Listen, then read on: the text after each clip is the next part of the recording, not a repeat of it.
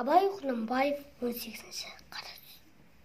Адам баласына жыртықсыз, кірсіз, сыпайы киініп, һәм ол киімін былғап-былжыратып кимей, таза кимек дұрыс іс. Ләкин өз дәулетінен артық киінбек, не киімі артық болмаса да, көңіліне қуат тұтып, тым айналдырмақ кербездің ісі. Кербездің екі түрлі қылығы болады.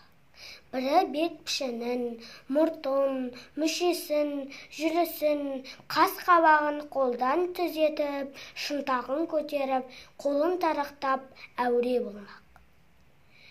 Біреуі атын, киімін, айран ішерім деп, солардың арқасында сыпайы, жұғымды жігіт атанбаққа, өзінен ілгерілерге елеулі болып, өзі қатардағының ішін күйдіріп, өзінен кейіншілерге әттен дүние-ай осылардың атындай ат мініп, киіміндей киім кигеннің не арманы бар екен дейтұғын болмаққа ойланбақ.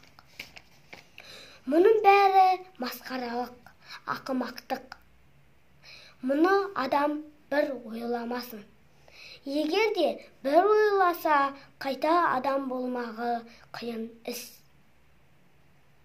Кербез дегенді осындай кердің немеден безіңдер деген сөзге ұқсатамын.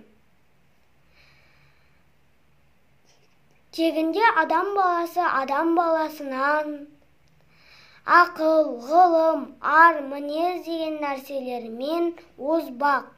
Онан басқа нәрсеменен оздым ғой демектің бәрі де ақымақтық.